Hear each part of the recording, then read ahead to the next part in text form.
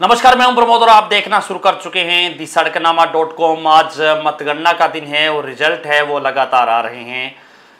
उचाना की हम बात करें तो उचाना से चौंकाने वाला रिजल्ट है वो सामने आया है। यहाँ पर भारतीय जनता पार्टी चुनाव है वो जीत चुकी है। जी, हम आपको बता दें कि भारतीय जनता पार्टी के प्रत्याशी देवेंद्र चतुर्भुज अत्री वो चुनाव जीत चुके हैं और मार्जिन सुन करके आपको बेहद हैरानी होगी। मात्र 32 वोट से वो चुनाव जीते हैं। हरियाणा में सबसे कम वोटों से हारे हैं ब्रिजेंद्र सिंह, मात्र 32 वोटों से चुनाव हार गए हैं। इस वक्त की बड़ी जानकारी आ रही है कि देवेंद्र चतुर्भुज अत्री जो कि उचाना से भारतीय जनता पार्टी की टिकट पर चुनाव लड़ रहे थे, वो 32 वोटों से चुनाव जीत चुके हैं।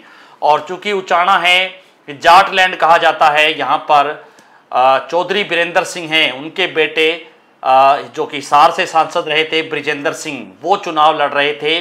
लगातार वो आगे चल रहे थे, लेकिन लीड है वो ज़्यादा बड़ी लीड है वो नहीं दे रहे थे।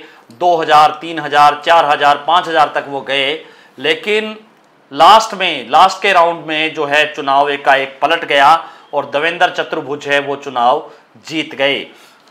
यहाँ पर हम आपको बता देते हैं कि इसी सीट पर 2019 में दुष्यंत चौटाला ने, जननायक जनता पार्टी ने ये सीट जीती थी और दुष्यंत चौटाला बीजेपी सरकार में डिप्टी सीएम बने थे। दुष्यंत चौटाला और चौधरी बीरेंद्र सिंह की आपस में पूरे जो है 5 साल है वो खटकती रही। ब्रिजेंद्र सिंह के पिता चौधरी बीरेंद्र सिंह हैं, वो दुष्यंत चौटाला पर लगातार निशाना साधते रहे कि दुष्यंत चौटाला यहाँ से चुनाव नहीं जीतेंगे, यहाँ से चुनाव नहीं लड़ेंगे, ऐसा वो ऐलान करते रहे। लेकिन दुष्यंत चौटाला ने ये कहा कि वो यहाँ से चुनाव लड़ेंगे। दुष्यंत चौटाला ने यहाँ से चुनाव लड़ा, लेकिन जो है काफ़ी उनको नुकसान झेलना पड़ा। दुष्यंत चौटाला को यहाँ पर इस सीट पर जो है 7950 वोट उनको मिले और दुष्यंत चौटाला 5वें नंबर पर रहे। क्योंकि मुकाबला है वो देवेंद्र चतुर्भुज और ब्रिजेंद्र सिंह में देखने को मिला, जो 5वां मुकाबला था। तीसरे नंबर पर वीरेंद्र घोगड़िया रहे जो कि निर्दलीय प्रत्याशी थे, 31,456 वोट उनको मिले। चौथे नंबर पे भी निर्दलीय रहे जिनको 13,458 वोट मिले और 5वें नंबर पर दुष्यंत चौटाला रहे जिनको 7950 वोट मिले। इसी तरह से यहाँ पर जो है नोटा को 187 वोट मिले हैं।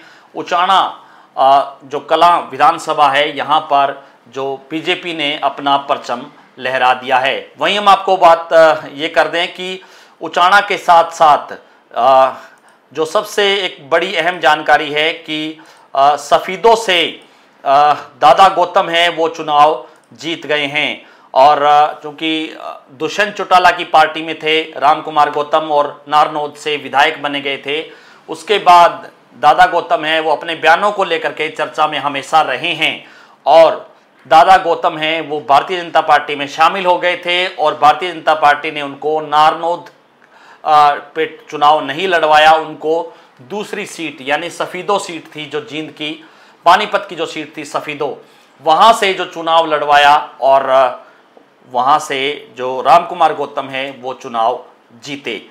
और राम कुमार गौतम है वो 4037 वोटों से चुनाव जीते हैं भारतीय जनता पार्टी की टिकट पर। और यहाँ से जो पहले विधायक रहे सुभाष गांगुली जो कांग्रेस के थे, उनको चुनाव हराया है। यहाँ पर जसबीर देसवाल है, उनको 20,000 वोट मिले हैं। सुभाष गांगुली को 54,946 वोट मिले हैं। राम कुमार गौतम को 58,983 वोट मिले हैं।